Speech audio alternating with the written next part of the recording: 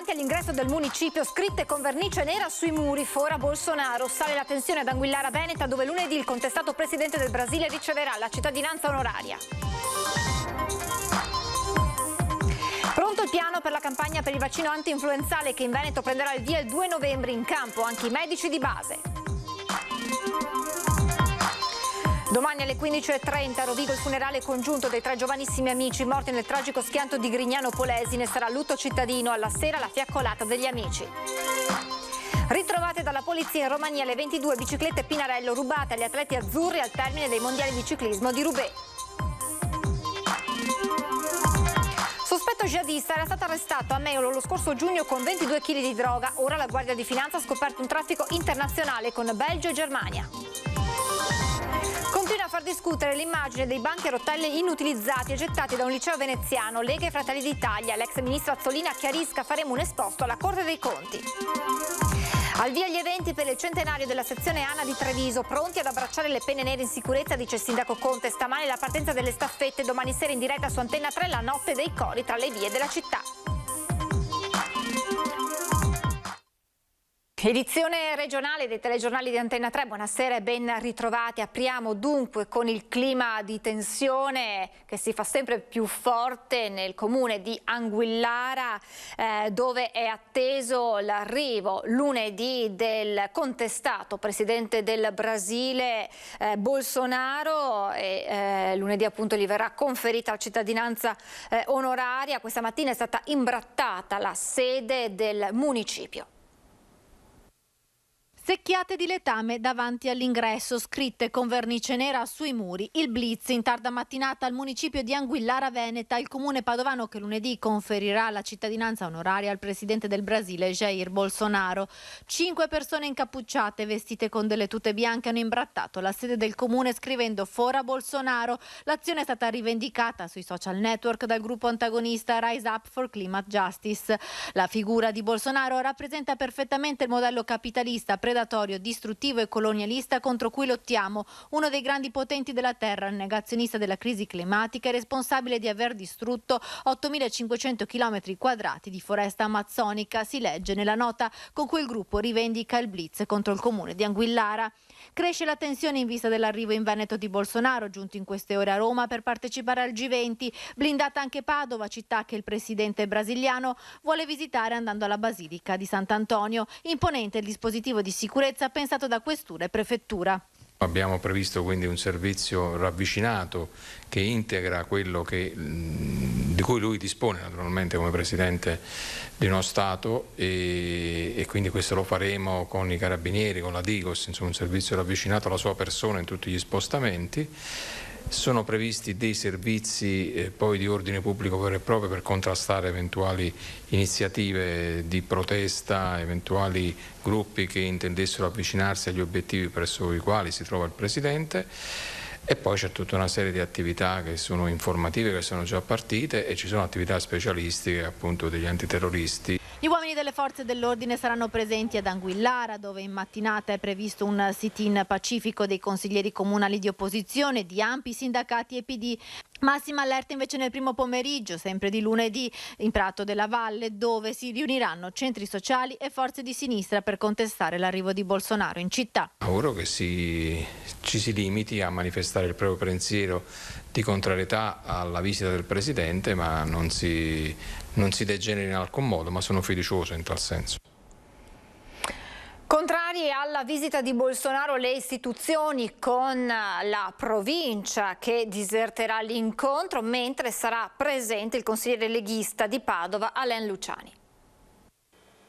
La politica e le istituzioni disertano la visita del presidente brasiliano Bolsonaro ad Anguillara, dove lunedì gli verrà conferita la cittadinanza onoraria a ricordo degli avi partiti per il Brasile dal piccolo paesino della Bassa Padovana. Una decisione che ha scatenato l'opinione pubblica, visto che Bolsonaro è accusato da una commissione d'inchiesta del Parlamento del suo paese per crimini contro l'umanità per la gestione della pandemia di Covid. I gruppi consigliari d'opposizione in Consiglio regionale chiedono alla Regione di revocare la decisione del Comune della Bassa Padovana di conferire la cittadinanza. Il presidente della provincia di Padova, Fabio Bui, conferma che non sarà presente alla cerimonia di Anguillara. Da parte mia le cittadinanze onorarie si danno a chi porta onore al proprio territorio e mi sembra che Bolsonaro non porti nessun onore a questo territorio. Io quel giorno me ne resterò a casa e la fascia istituzionale, l'istituzione provincia non sarà presente. Chi vuole andare va a titolo personale. Anche il sindaco di Padova Sergio Giordani non incontrerà Bolsonaro. Ad Anguillara invece ci sarà il consigliere comunale padovano della Lega, Alain Luciani, sposato con una donna brasiliana e padre di 2 bimbe che hanno la doppia cittadinanza. Io ho sentito la comunità brasiliana e non vedono l'ora di abbracciare il proprio presidente. Ricordiamoci che Bolsonaro è stato eletto democraticamente in Brasile e andrà al voto l'anno prossimo, per cui il momento per giudicare spetterà intanto ai brasiliani, spetterà l'anno prossimo. Noi non siamo nessuno per giudicare, anzi Bolsonaro è una grande personalità a livello globale, uno dei leader dei paesi oggi del G20, ma è la 6ª potenza mondiale, e ritengo profondamente sbagliato uno sgravio istituzionale non ospitare un grande presidente. Considerate che grandi personalità di questo spessore a Padova non si presentano, non arrivano dalla firma del trattato di pace del 1918, quando è finita la prima guerra mondiale. Ecco, mi aspetterei da un sindaco che dice di essere il sindaco di tutti un atteggiamento profondamente diverso. Parliamo della campagna per la vaccinazione anti-influenzale. Il piano è pronto, si partirà in Veneto il 2 novembre. 1.600.000 sono le dosi di vaccino anti-influenzale acquistate dalla Regione Veneto e in parte già distribuite ai medici di medicina generale, ai pediatri di libera scelta, alle case di riposo e a tutti gli ambulatori vaccinali delle aziende ULSS.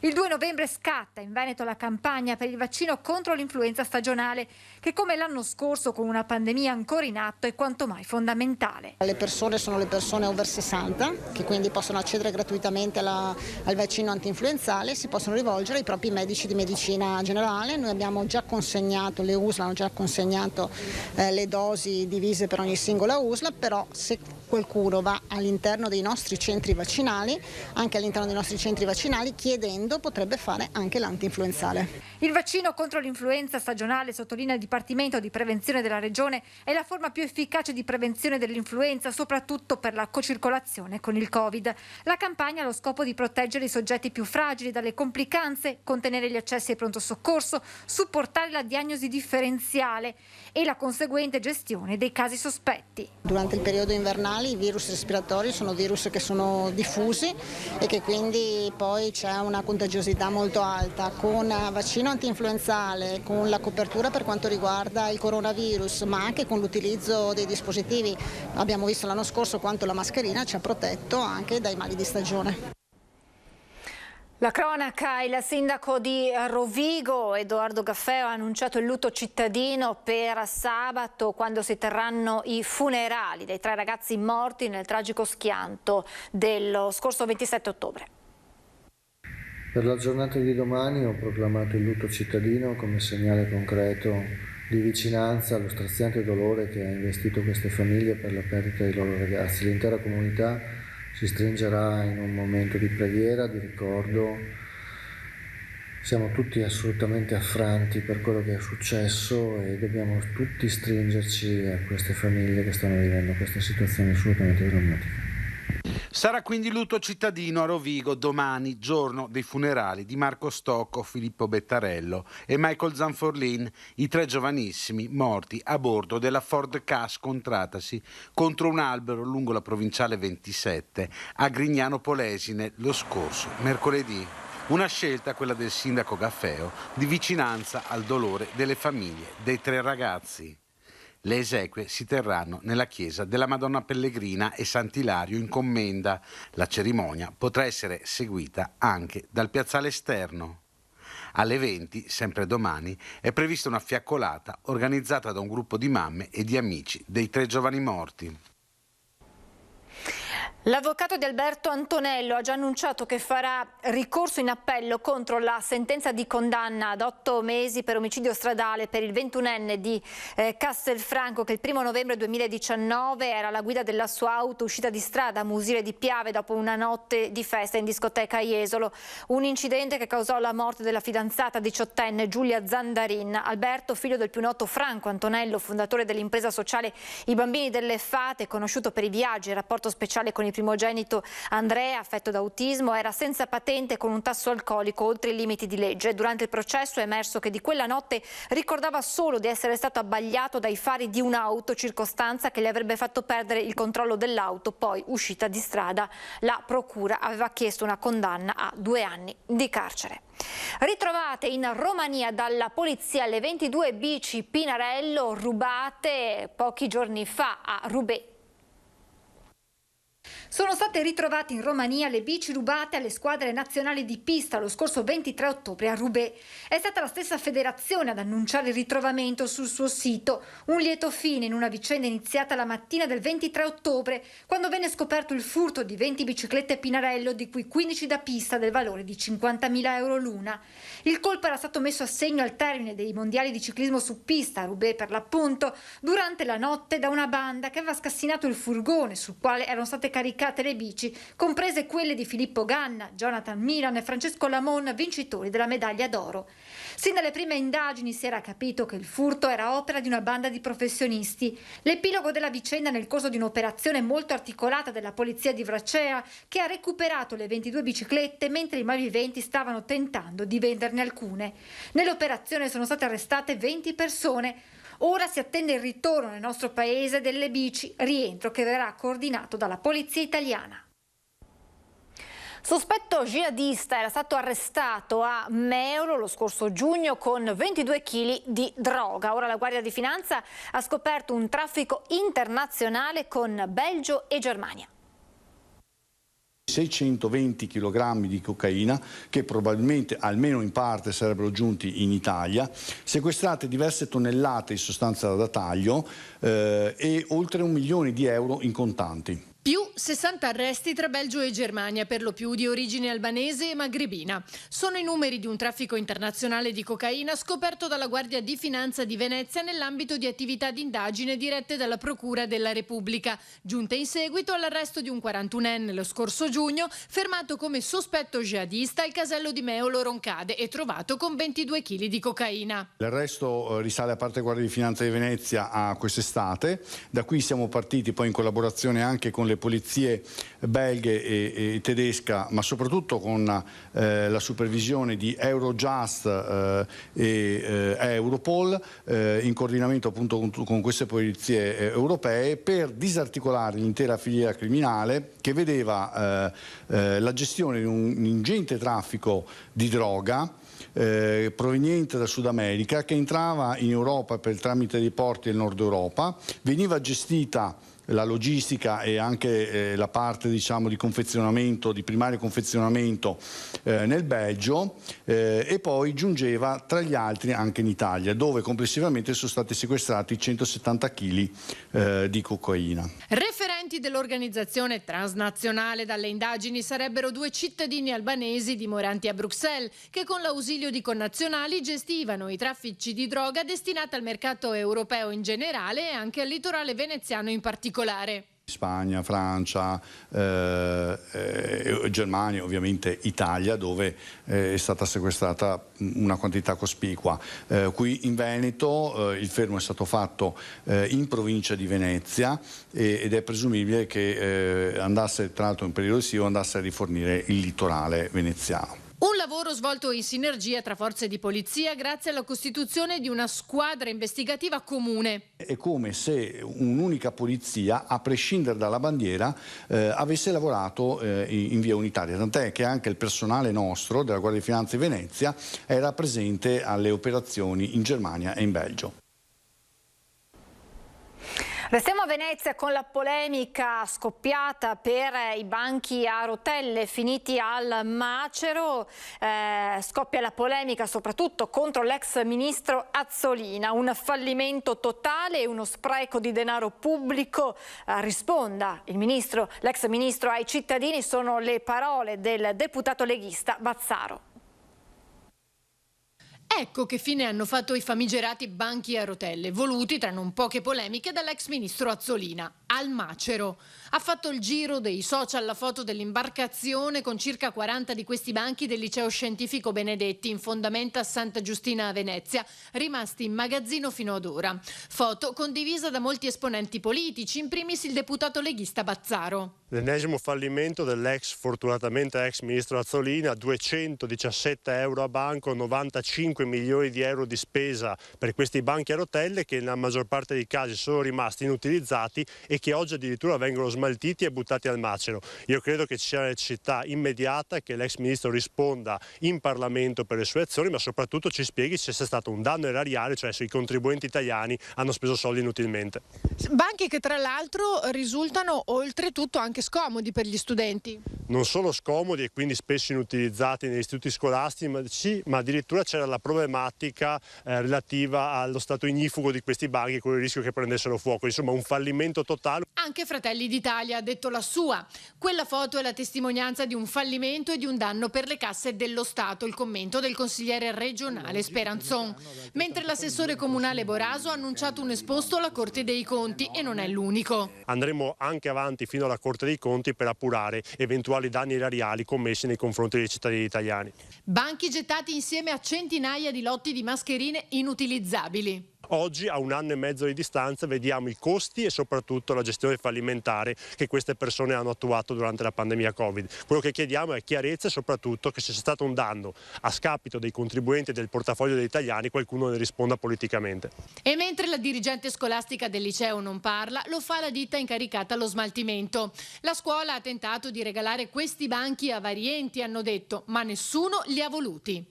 È oltretutto ridicolo e dannoso che il ministro accusi gli istituti scolastici andando a scaricare sui presidi la responsabilità delle sue scelte sbagliate. La nostra volontà è di fare chiarezza sulle responsabilità politiche. L'Azzolina era ministro, ha scelto scientemente di acquistare a 95 milioni di euro, ripeto ancora, questi banchi. Se questo è stato un fallimento è lei che deve rispondere e non come sta facendo scaricando su chi ogni giorno lavora per dare ai nostri studenti le soluzioni migliori di continuità all'interno dei presidi scolastici.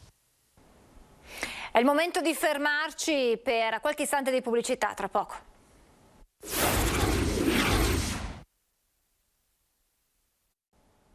Rieccoci in diretta, iniziata da 3 giorni di eventi per il 100 anni della sezione ANA di Treviso. Il sindaco Conte dice siamo pronti ad abbracciare le penne nere, sarà una grande festa ma rispettiamo le regole perché la pandemia non è ancora finita.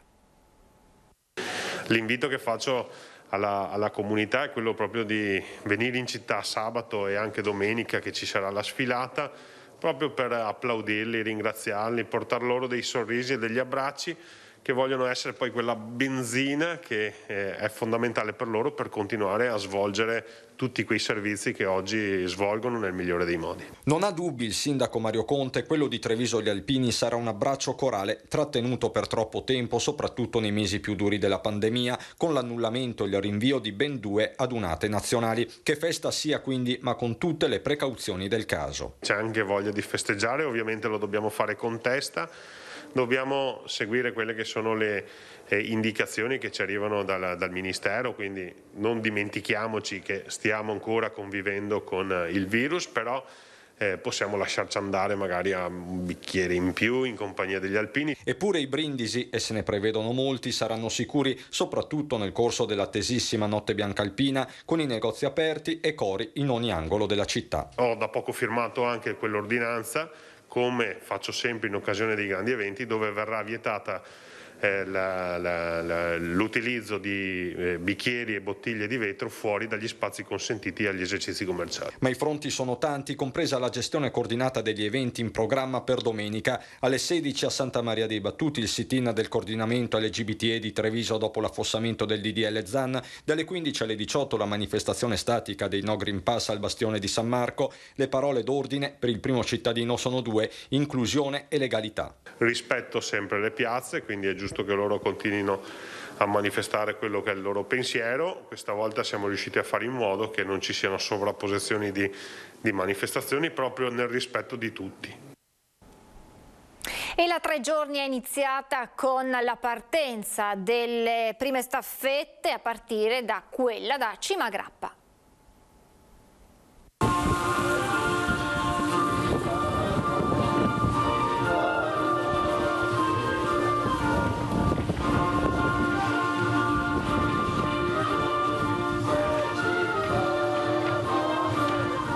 Perché partiamo dai sacrari?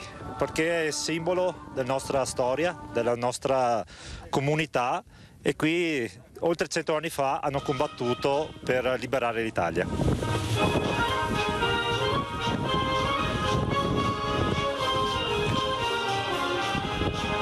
È casa loro, anche della sezione di Treviso, insieme alle altre sezioni che insieme collaborano, ed è un bel momento per celebrare il centenario che si apprestano a iniziare a festeggiare oggi. Per cui un grazie agli alpini per tutto quello che fanno, per la memoria e soprattutto per il sostegno e la solidarietà alle nostre popolazioni.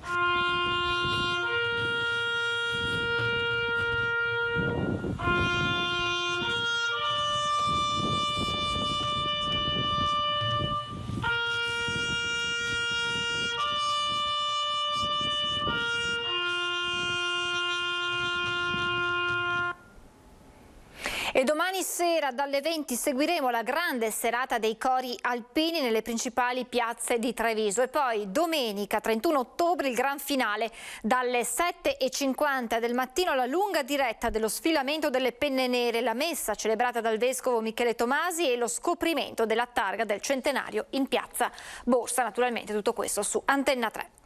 Inaugurata dall'USL 5 l'unità riabilitativa territoriale dell'ospedale di Adria, struttura di riabilitazione indirizzata a persone le cui abilità fisiche sono temporaneamente ridotte ma recuperabili. Risulta quindi necessario intervenire per ridurre la disabilità conseguente alla malattia.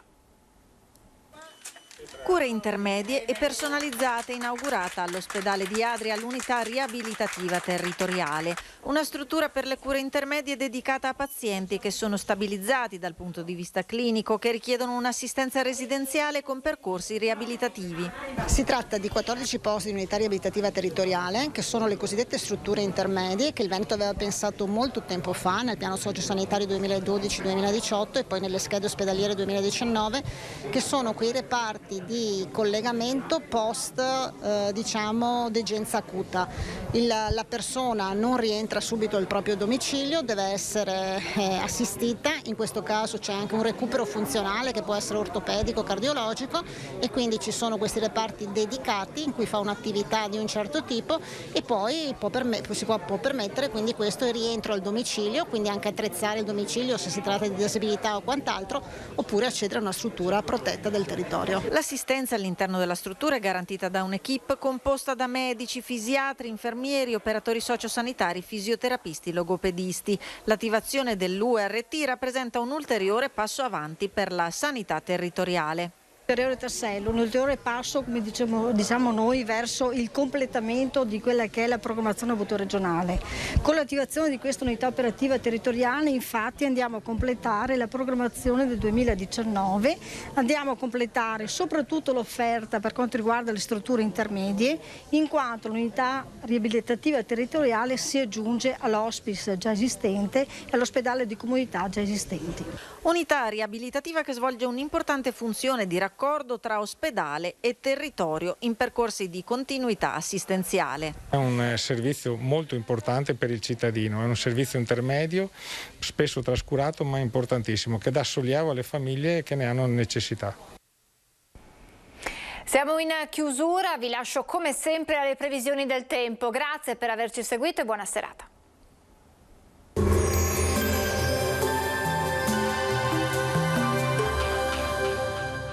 Moreno Tardivo Tristyle, potatura ed abbattimento alberi di alto fusto, presenti in tutto il Triveneto. Chiamateci per un preventivo gratuito.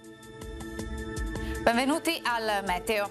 Si avvicina una perturbazione atlantica che domenica porterà qualche disturbo. La giornata di sabato 30 ottobre invece sarà ancora buona. Vediamo il dettaglio.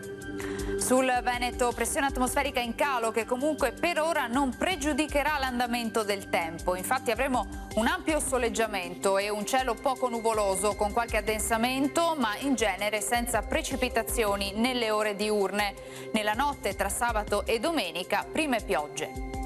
Temperature stazionarie minime tra 4 e 8 gradi, massime comprese invece tra i 16 e i 18 gradi. Ci spostiamo ora sul Friuli Venezia Giulia, anche qui tanto sole ovunque, lo vediamo sarà asciutto e stabile con poche nubi a carattere sparso. Temperature minime tra 3 e 11 gradi, massime sui 17-18 gradi. Infine ci spostiamo sul Trentino Alto Adige dove non cambia la situazione, bel tempo soleggiato, entro la nottata non si escludono poi dei rovesci. Temperature minime intorno ai 4-7 gradi, massime sui 14-16 gradi all'incirca. Dal meteo di Antena 3 per ora è tutto, arrivederci al prossimo aggiornamento.